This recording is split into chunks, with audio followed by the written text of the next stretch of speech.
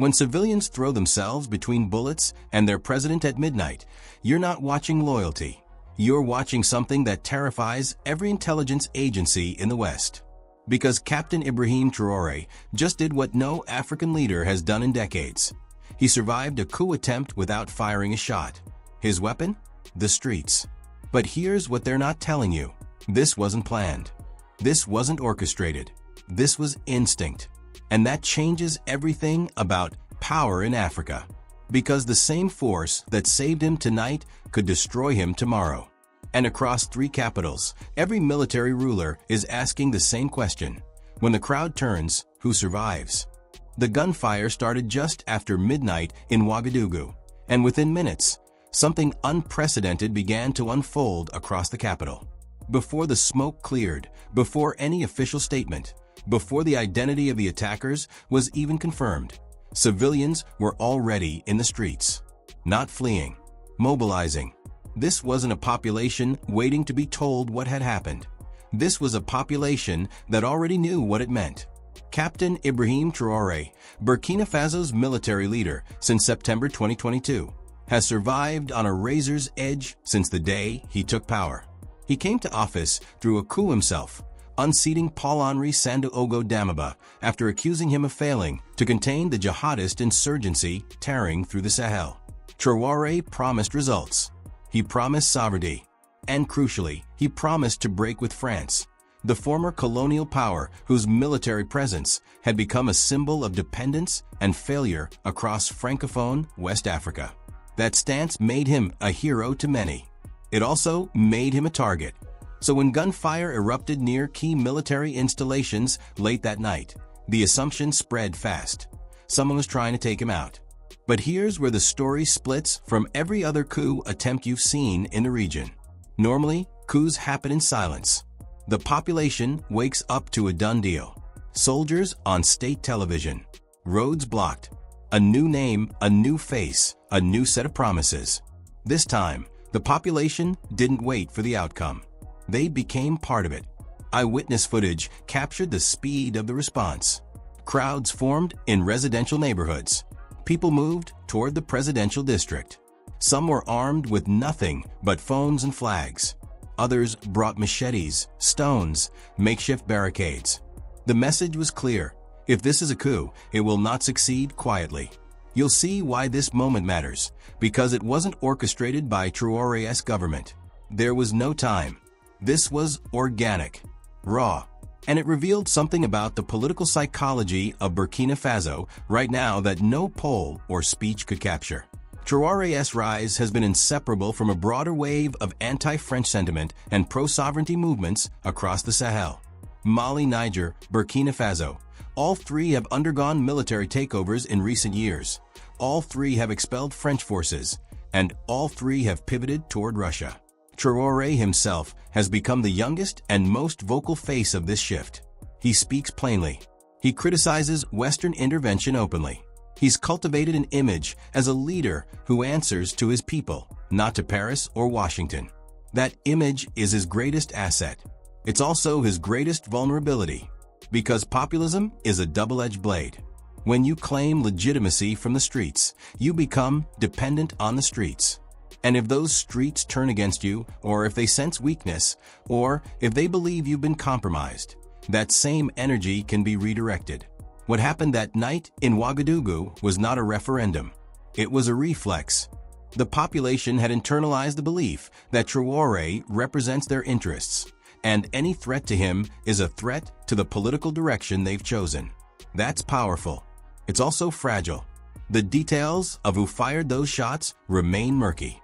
Some reports pointed to internal military factions. Others suggested foreign involvement, though no evidence has surfaced. What's undeniable is that the civilian response preempted any attempt to control the narrative from above. By the time official statements came through, the streets had already spoken. Traoré's government survived not because of superior firepower or intelligence, but because the population decided it would. Is this a strategic strength or the beginning of a dangerous dependency? What happens the next time gunfire erupts and the crowds don't come? Or worse, what happens when they come, but not for him?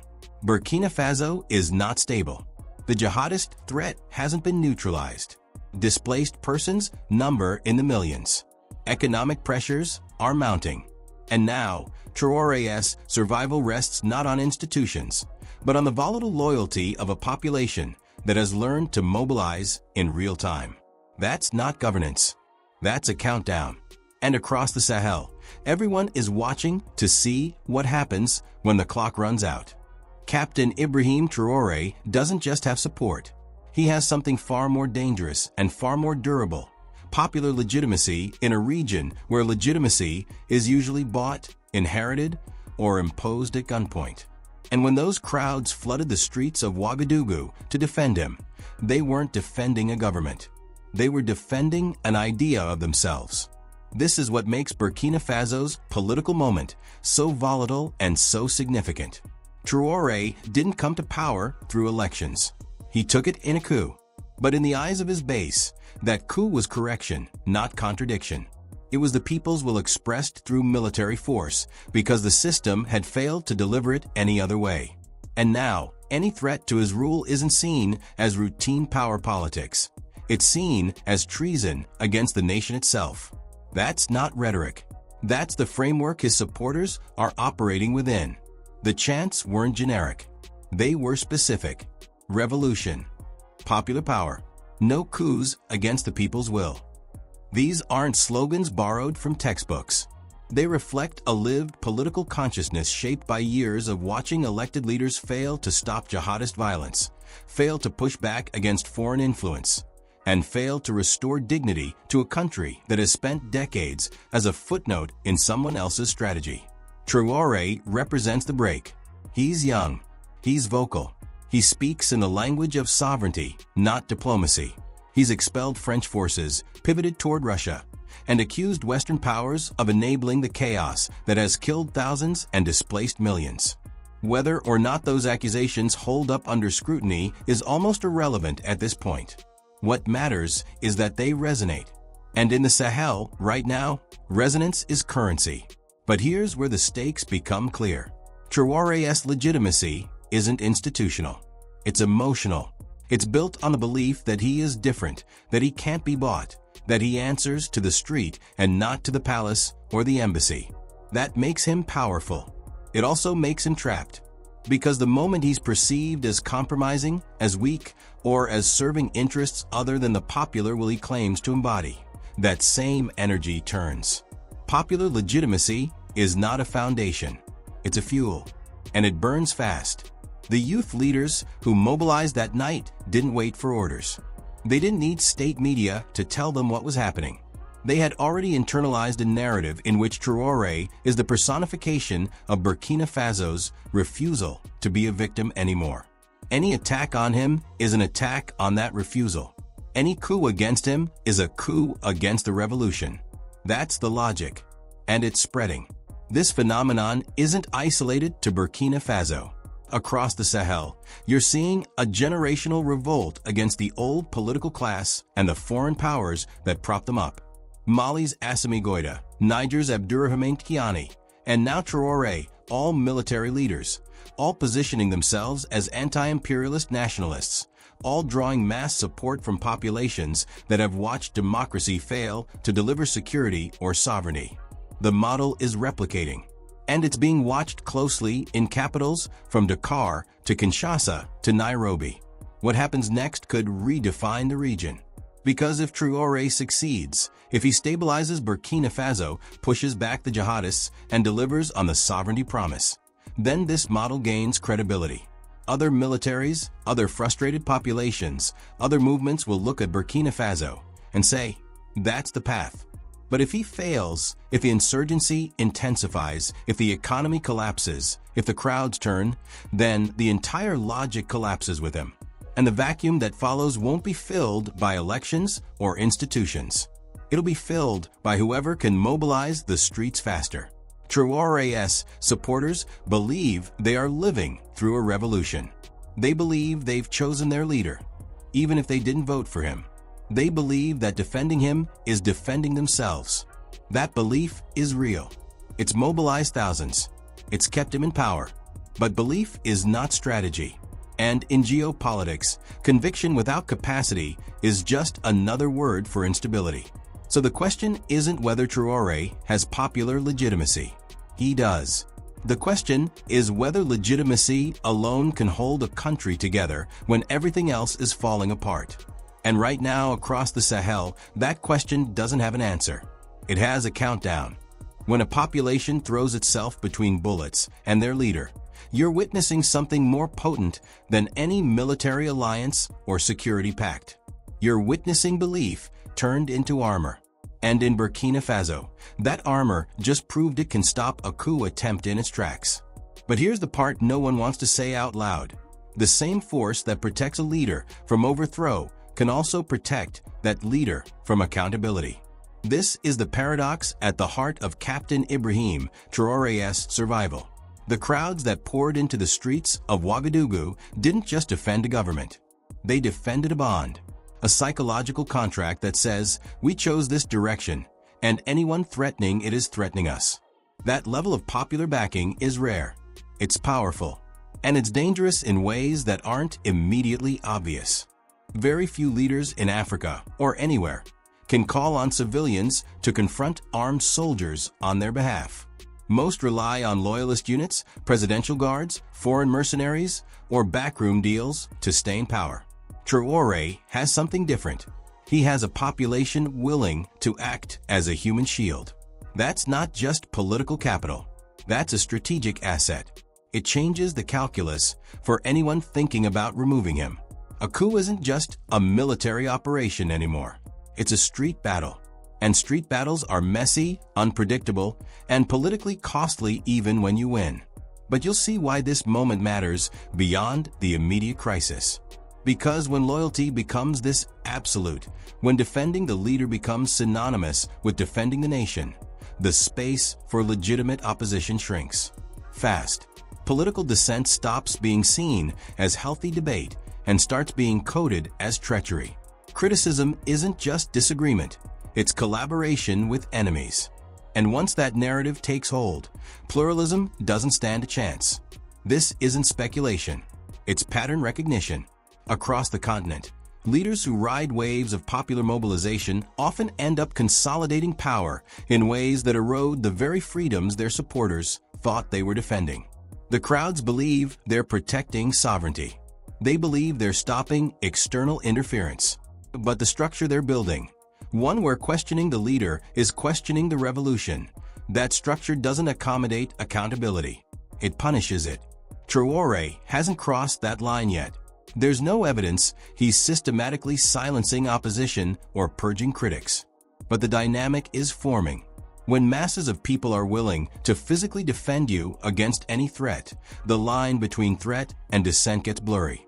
And in a country still fighting an active insurgency, still dealing with economic strain, still navigating regional isolation, that blurriness becomes policy. Security concerns justify crackdowns. National unity becomes the excuse to marginalize alternative voices. And before long, the revolution that promised liberation starts looking a lot like control. This is where the stakes become clear. Because Burkina Faso is not unique. Across the Sahel, the new generation of military leaders are all navigating this same tension. They've built legitimacy on popular mandates, not institutional ones. They've positioned themselves as saviors of sovereignty, not products of democratic process. And their survival depends on maintaining that emotional connection with the street. But emotional connections are volatile. They demand constant affirmation. They don't tolerate doubt. And they don't build systems, they build dependencies. The power of the people is real. It can deter coups. It can shift regional power dynamics. It can force foreign actors to recalculate their strategies. But it can't substitute for institutions. It can't replace the boring, unglamorous work of building checks and balances, protecting dissent, and creating space for debate. And when a leader's survival depends entirely on popular mobilization, the incentive to build those institutions disappears. Why would you? The crowd works. The crowd is loyal. The crowd will come when you call. Until the day it doesn't. What happens next in Burkina Faso will test whether mass loyalty and political pluralism can coexist under pressure. Whether a leader can be both defended by the people and accountable to them. Whether a revolution driven by popular will can resist the gravitational pull toward authoritarianism that has claimed so many movements before it. Right now, Traore has the shield. The question is whether he'll use it to protect the nation or just himself. And across the Sahel, every leader watching this moment is asking the same question about their own future. The streets of Ouagadougou just sent a message that's reverberating across 3 capitals, multiple intelligence agencies, and every foreign ministry with interests in the Sahel. The message is simple. If you come for our leader, you come for all of us. And that changes everything about how power works in this region. But here's what no one's talking about. Popular loyalty can stop a coup, but it can't stop hunger. It can't rebuild infrastructure. And it can't win a war against jihadists who don't care how many people show up to a rally. What happened in Burkina Faso isn't an isolated incident. It's the latest data point in a regional transformation that's rewriting the rules of legitimacy, sovereignty, and survival across the Sahel. Burkina Faso, Mali, Niger. 3 countries, 3 military governments, 3 leaders who have staked their authority not on elections or institutions, but on defiance. Defiance of France, defiance of ECOWAS, defiance of the old order that promised stability and delivered chaos instead. And in all 3 cases, that defiance has mass support. This is a geopolitical realignment in real time. These aren't coups that happened in isolation and will fade into history as footnotes. They're connected, ideologically, strategically, and now operationally. The alliance of Sahel states, formed by Burkina Faso, Mali, and Niger, isn't just a diplomatic gesture. It's a mutual defense pact. It's a signal that these governments see themselves as part of the same project, facing the same enemies, and willing to back each other when threats emerge. And threats are emerging constantly. The civilian mobilization in Ouagadougou wasn't just about Traore. It was about what Traore represents in a broader narrative that's taken hold across the region. The narrative says, we've tried the Western model, we've hosted foreign troops, we've followed the prescriptions, and we're worse off than before. So now we're trying something else. And anyone trying to stop us, whether it a rival faction, a neighboring government, or a foreign power, is going to face resistance that doesn't come from the palace.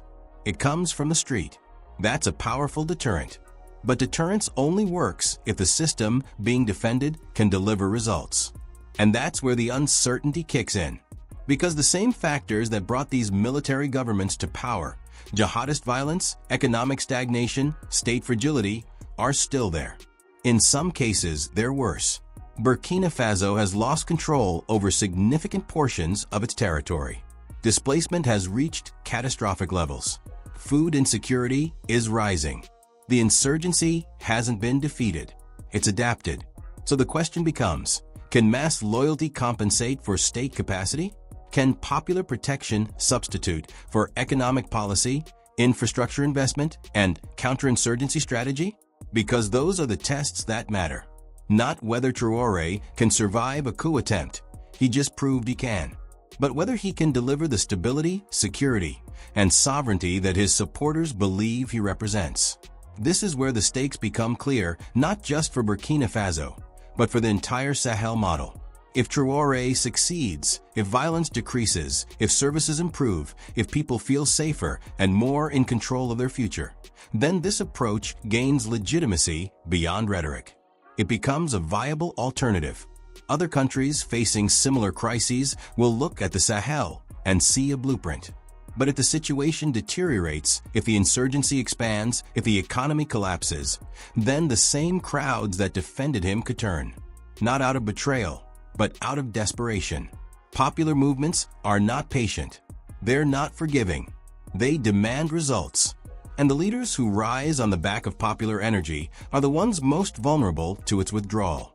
Traore has bought time. He's proven his base is willing to fight for him. But time isn't a strategy, and loyalty isn't infrastructure. What happens next could redefine how we understand governance, legitimacy, and security in Africa's most volatile region. The old models have been rejected. The new models are still being tested. And the outcome won't be decided in presidential palaces or foreign capitals. It'll be decided in the villages under insurgent threat, in the markets where prices keep rising, and in the streets where people are willing to risk everything for a leader they believe in. The question is whether belief alone is enough to hold a country together when everything else is pulling it apart. And right now, across the Sahel, no one knows the answer.